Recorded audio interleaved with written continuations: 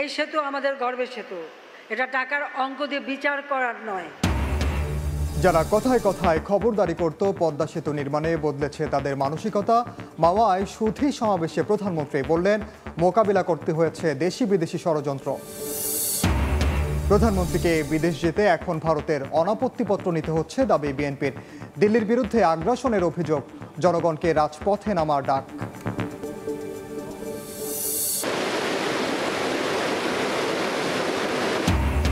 কুশিয়ারার বাঁধ ভেঙে পানির নিচে জকিগঞ্জ, রাস্তায় তলিয়ে যোগাযোগ বিচ্ছিন্ন। সিলেটে 9 জুলাই এইচএসসি পরীক্ষায় বসা নিয়ে শঙ্কায় শিক্ষার্থীরা, উত্তরেও পরিস্থিতির অবনতি। আগে যারা কথায় কথায় খবরদারি করত পদ্মা সেতু নির্মাণের পর তাদের মানসিকতা বদলে গেছে বলে জানালেন প্রধানমন্ত্রী শেখ হাসিনা। পদ্মা সেতুর গৌরব টাকার অঙ্কে বিবেচনাযোগ্য নয় বলেও জানান সরকার প্রধান। বিকেলে মাওয়ায় পদ্মা সেতু প্রকল্পের সমাপনী অনুষ্ঠানে যোগ দিয়ে বক্তব্য রাখেন সরকার প্রধান। জানান, বাংলাদেশের অপ্রতিরোধ্য অগ্রযাত্রা আর দমানো যাবে না। বাবুল হোসেনের ক্যামেরায় বিস্তারিত জানাচ্ছেন দেবাশিস রায়। 2022 সালের জুনে ঘুঁচে যায় 100 বছরের ব্যবধান। ঘটা করে চালু হয় সমৃদ্ধির দক্ষিণা দুয়ার খ্যাত বহুল প্রত্যাশিত অপ্রতিরোধ্য অগ্রযাত্রার প্রতিচ্ছবি পদ্মা সেতু। এরপর থেকে প্রমত্তা পদ্মায় জল গড়িয়েছে অনেক, তবে দ্বিখণ্ডিত দুই পাড় এখন উচ্চ গতির বহুমাত্রিক সোপানে সংযুক্ত। ঠিক 2 বছর আগে সেতুটি যেখান থেকে উদ্বোধন করা হয়েছিল, প্রকল্পটির আনুষ্ঠানিক সমাপনীতেও শুক্রবার বিকেলে মাওয়ায় আসেন প্রধানমন্ত্রী শেখ হাসিনা। সরকার প্রধানের উপস্থিতিতে কিছু সময় চলে সাংস্কৃতিক পরিবেশনা, থিম সঙ্গীতে নাচেন শিল্পীরাও। শুভেচ্ছা স্মারকে সম্মান জানানো হয় প্রধানমন্ত্রীকে। বিকেল 5টার পর বক্তব্য দেন সরকার প্রধান। তার আক্ষেপ, দেশ থেকেই বিরোধিতা হয়েছিল সেতু নির্মাণের, যাতে দমে যায়নি বাংলাদেশ। একজন দামি দামি একেবারে নোবেল লরেট, সে ওই সামান্য একটা এমডির পদের জন্য লালায়িত কেন? এমডির পদের জন্য আমার কাছে তদবির করতে হিলারি ক্লিন্টন ফোন করলেন, 20 মিনিট ধরে ফোন ছাড়ে না, একবার না দুইবার। এরপর একজন আন্ডার সেক্রেটারি আসলেন, তিনিও এসে এমন কিছু কথা বললেন যে আমি সেই দিনই তার সাথে কথা বলা বন্ধ করে দিলাম। তাই না, আমি বলে দিলাম আমেরিকা থেকে আর কেউ আসলে আমি কারোর সাথে আর দেখা করব না, আমি আর দেখা করি না। দেশি বিদেশি ষড়যন্ত্র আর জ্ঞানী বুদ্ধিজীবীদের নারাজি সত্ত্বেও শুধু সাধারণ মানুষের সাহসের সমর্থনে পদ্মা সেতু নির্মাণ সম্ভব হয়েছে বলেন প্রধানমন্ত্রী। আমাদের দেশের যারা এখন বুদ্ধিজীবী, জ্ঞানী, গণী, প্রত্যেকেই বলে এটা করা সম্ভব না। আমি বলছি আমরা করব, বলে টাকা কোত্থেকে আসবে? আমরা 17 কোটি মানুষ, টাকা এসে যাবে। খরস্রোতা পদ্মায় সেতু নির্মাণের সিদ্ধান্তে বিশ্বে নতুন ভাবমূর্তি গড়েছে বাংলাদেশ। তাই এটি টাকার অঙ্কে বিবেচ্য কোনো স্থাপনা নয় বলেও জানান সরকার প্রধান। সেতু আমাদের গর্বের সেতু, এটা টাকার অঙ্ক দিয়ে বিচার করার নয়।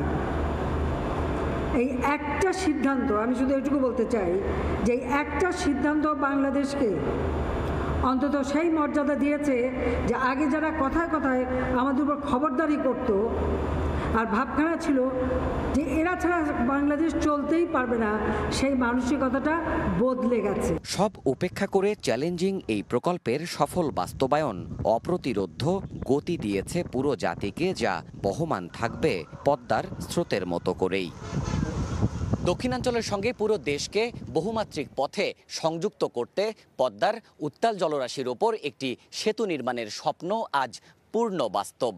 অগণিত বৈরিতা আর বিরুদ্ধ স্রোত ঠেলে এই প্রকল্পটির সফল সমাপ্তির অনুষ্ঠানে এসে সরকার প্রধান বললেন, এটি শুধুমাত্র যোগাযোগ স্থাপনাই নয়, এই স্থাপনাটি হার না মানা বাঙালির আত্মবিশ্বাসের প্রতীক হয়ে আগামী দিনে পথরেখায় পথ দেখাবে নতুন প্রজন্মকে। দেবাশিস রায়, সময় সংবাদ, পদ্মা সেতুর মাওয়া প্রান্ত, মুন্সিগঞ্জ। এদিকে গোপালগঞ্জের টুঙ্গিপাড়ায় পৌঁছে জাতির পিতার সমাধিতে শ্রদ্ধা জানিয়েছেন প্রধানমন্ত্রী শেখ হাসিনা। এই মুহূর্তে টুঙ্গিপাড়ায় আছেন সহকর্মী সানবির রূপল, সরাসরি যাচ্ছি তার কাছে। রূপল, নিজ জেলা টুঙ্গিপাড়াতে এসে পৌঁছেছেন প্রধানমন্ত্রী কিছুক্ষণ আগে এবং পদ্মা সেতুর সফল সমাপ্তির পরে তিনি টুঙ্গিপাড়ার মাটিতে পা রেখেই বঙ্গবন্ধুর সমাধিতে ফুল দিয়ে শ্রদ্ধা জানান এবং প্রথমে সরকার প্রধান এবং পরে দলের সভাপতির পক্ষ থেকে তিনি শ্রদ্ধা জানান ফুল দিয়ে, এবং ফুল দিয়ে শ্রদ্ধা জানানোর পরেই ফাতেহা পাঠ করেন এবং মোনাজাত করেন। বঙ্গবন্ধুর সহ দেশের শহীদদের আত্মার মাগফিরাত কামনা করে তিনি মোনাজাত করেন এবং মোনাজাতের পরে তিনি তার পরিবারের সদস্যদের সঙ্গে কিছুক্ষণ এখানে আলাপ আলোচনা করেন এবং কুশল বিনিময় করেন এবং কিছুক্ষণ কুশল বিনিময় করে তিনি এখন তার নিজ বাসভবনে অবস্থান নিয়েছেন এবং আজকে রাতে তিনি নিজ বাসভবনে থাকবেন। এবং আপনারা দেখতে পাচ্ছেন যে তার বাসভবনের চারপাশে এবং বঙ্গবন্ধুর সমাধিস্থলের পাশে বিপুল সংখ্যক নেতাকর্মীরা তারা কিন্তু উপস্থিত হয়েছেন এবং তিনি যাওয়ার সময় তাদের বঙ্গবন্ধু কন্যাকে তারা সাধুবাদ জানিয়েছেন, কৃতজ্ঞতা জানিয়েছেন পদ্মা সেতুর সফল সমাপ্তির জন্য এবং পাশাপাশি বরণ করে নিয়েছেন এবং তারা এখনও অপেক্ষা করছেন। দুপুরের পর থেকেই এই নেতাকর্মীরা তারা এসে অপেক্ষা করেছেন এবং এখনও পর্যন্ত অপেক্ষা করছেন এবং আগামীকালকে স্থানীয় দুইটি কর্মসূচিতে অংশ নেবেন প্রধানমন্ত্রী এবং দুটি কর্মসূচির একটি বঙ্গবন্ধু কর্নার এবং অ্যালবামের উদ্বোধন করবেন এবং মোড়ক উন্মোচন করবেন এবং একটি মাল্টিপারপাস একটি শপিং মল সেখানে তিনি পরিদর্শন করতে যাবেন। তারপরে বিকেলে তিনি ঢাকার উদ্দেশ্যে রওনা দেবেন। এই ছিল এখন পর্যন্ত টুঙ্গিপাড়া থেকে সবশেষ তথ্য। সরাসরি যুক্ত ছিলাম টুঙ্গিপাড়ায়। জনবিচ্ছিন্ন সরকার প্রধানকে বিদেশে যেতে এখন ভারতের অনাপত্তিপত্র নিতে হচ্ছে মন্তব্য করেছেন বিএনপি নেতারা। বলেন, স্বাধীনতা সার্বভৌমত্ব বিকিয়ে দিয়ে ক্ষমতাসীনরা অন্য দেশের কৃতদাসে পরিণত হয়েছে। ভারতের বিরুদ্ধে আগ্রাসনের অভিযোগ তুলে তা বন্ধে জনগণকে রাজপথে নামারও আহ্বান জানান তারা। বিকেলে নয়াপল্টনে বিক্ষোভ মিছিল শেষে কথা বলেন বিএনপি নেতারা। দলীয় নেতাকর্মীদের মুক্তির দাবিতে বিক্ষোভ মিছিল, সরকার বিরোধী নানা স্লোগান। নয়াপল্টন থেকে শুরু হয়ে নাইটিঙ্গেল মোড় ঘুরে আবারও বিএনপির কার্যালয়ের সামনে এসে শেষ হয় আয়োজিত বিক্ষোভ মিছিল। পরে সংক্ষিপ্ত সমাবেশে বিএনপি নেতারা অভিযোগ করেন, ক্ষমতায় টিকে থাকতে আবারও বিরোধী মত দমনে লিপ্ত হয়েছে সরকার। নিজেদের স্বার্থ হাসিলে আওয়ামী লীগ সরকারকে সমর্থন দেওয়ায় ভারতের কঠোর সমালোচনাও করেন বিরোধীরা। আমরা আওয়ামী লীগের বিরুদ্ধে আন্দোলন করছি, ভারতের বিরুদ্ধে আন্দোলন শুরু করি নাই। কিন্তু আপনারা যদি আমাদেরকে বাধ্য করেন, আওয়ামী লীগকে যদি আপনারা ক্ষমতায় টিকে রাখতে চান, তাহলে আমরাও তো বাধ্য হব আপনার বিরুদ্ধে বক্তব্য দিতে, আপনার বিরুদ্ধে আন্দোলন করতে। গ্রেফতার, নির্যাতন করে সরকার বিরোধী আন্দোলন থামানো যাবে না বলেও হুঁশিয়ারি উচ্চারণ করেন দলটির নেতারা। ভারতের সুবিধার জন্য যা কিছু দরকার আপনি দিয়ে দেবেন, এমনকি আপনি বিদেশে সফরে যাবেন তার জন্য ভারত থেকে অনুমতি নেই হয়। পররাষ্ট্রমন্ত্রী ধিক আপনাদেরকে, আপনারা কৃতদাস।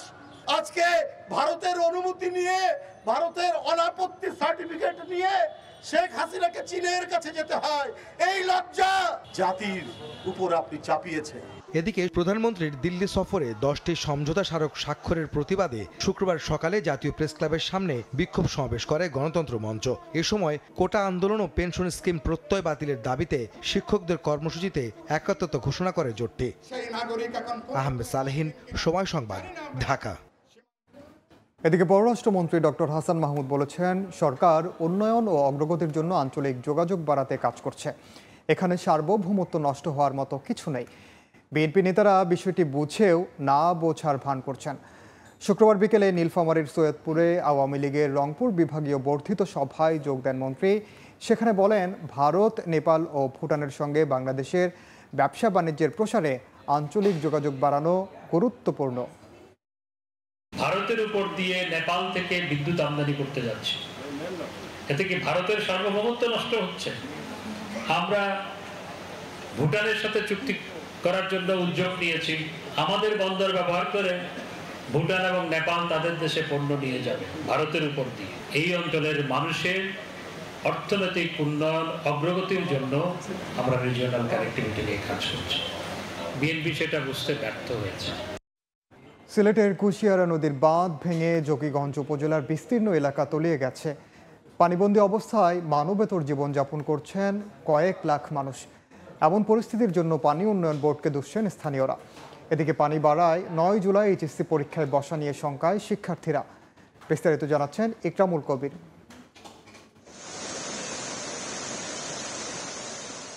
সিলেটে কুশিয়ারা নদীর বাঁধ ভেঙে জকিগঞ্জ উপজেলার বিস্তীর্ণ এলাকা পানিতে তলিয়ে গেছে। বাঁধের ভাঙ্গা অংশ দিয়ে তীব্র গতিতে পানি প্রবেশ করায় নতুন নতুন এলাকা প্লাবিত হচ্ছে প্রতি ঘন্টায়। পানিতে ডুবে আছে ঘরবাড়ি, দোকানপাট, জনপদ। দিশেহারা হয়ে পড়েছেন বানভাসী মানুষেরা। আমাদের ঘরের ভিতরে হাঁটু পানি, আমরা খুব কষ্টতে জীবনযাপন করতেছি। একটা রোগী নিয়ে যে আমরা মেডিকেলে যাব এই পরিস্থিতি আমাদের নেই, আমরা খুব অসহায়ের মধ্যে আছি। এই পরিস্থিতির জন্য পানি উন্নয়ন বোর্ডকে দায়ী করছেন জকিগঞ্জবাসী। পানি বোর্ড ইউনিয়নে কি করতেছে এই দায়িত্বটা যে এখন পর্যন্ত কোনো জিও আনতে পারেনি। পানি উন্নয়ন বোর্ড প্রথমবার যখন বন্যা হয়েছিল এই সময় যদি আমাদের এই দায়িত্ব বন্ধ করে দিত তাহলে আমরা দ্বিতীয়বার প্লাবিত হতো না। 5 ফিট উপরে পানি যাচ্ছে ড্যান্টাল লেভেলে। ফলে হলো যে কাজগুলা আমরা অনেকগুলো জায়গাতে কাজ করছি, এই কাজগুলা যেহেতু আমরা মাটি দিয়ে মানে স্ট্রেংথ বাড়াইতে পারি নাই, পরে আবার এটা ভেঙে গেছে। এখন যেটা আছে যে পানির লেভেলটা একটু কমলে পরে আমরা তাৎক্ষণিকভাবে এটা করে ফেলি। তৃতীয় দফা বন্যায় জকিগঞ্জে 5 ইউনিয়ন ও পৌর এলাকার 85 গ্রামের লক্ষাধিক মানুষ পানিবন্দী রয়েছেন। বাঁধের ভাঙ্গা অংশ দিয়ে তীব্র গতিতে পানি প্রবেশ করার কারণে জকিগঞ্জ পৌর এলাকার এই 1 নম্বর ওয়ার্ডের খোলাছড়া গ্রাম সহ বিস্তীর্ণ এলাকা পানিতে তলিয়ে গেছে। এই অবস্থার মানুষ 4 দিন ধরে পানিবন্দী অবস্থায় রয়েছে। ইকরামুল কবির, সময় সংবাদ, জকিগঞ্জ, সিলেট। দেখছেন জনপদের সময়। মিয়ানমারের সংঘাতময় পরিস্থিতিতে এক জায়গা থেকে অন্য এলাকায় যাওয়ার পথে দুর্যোগপূর্ণ আবহাওয়ার কবলে পড়ে 2 বিজিপি ও 31 রোহিঙ্গাবাহী ট্রলার। পরে এটি ফেরানো হয় সেন্ট মার্টিন দ্বীপে।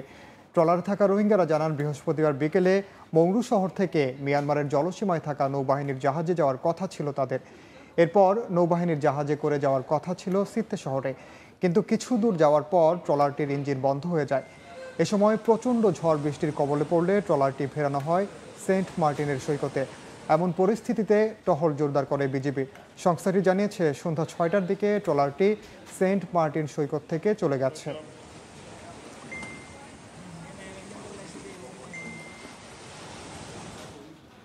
এ পর্যায়ে শীর্ষ সংবাদগুলো জানিয়ে দিচ্ছি আরেকবার।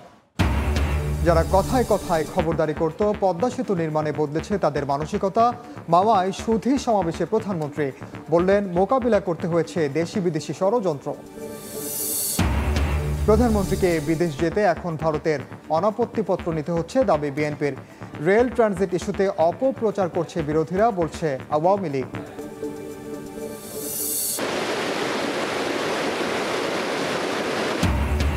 কুশিয়ারার বাঁধ ভেঙে পানির নিচে জকিগঞ্জ, রাস্তায় তলিয়ে যোগাযোগ বিচ্ছিন্ন।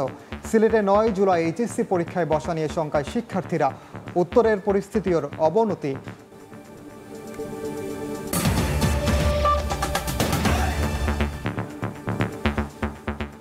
এই ছিল জনপদের সময়। এরপর রাতের সময় সঙ্গে থাকবেন সহকর্মী আফরোজা মৌটুসী। ধন্যবাদ ইনান। রাতের সময় নিয়ে ফিরছি কিছুক্ষণ পর, সঙ্গেই থাকুন সময়ের।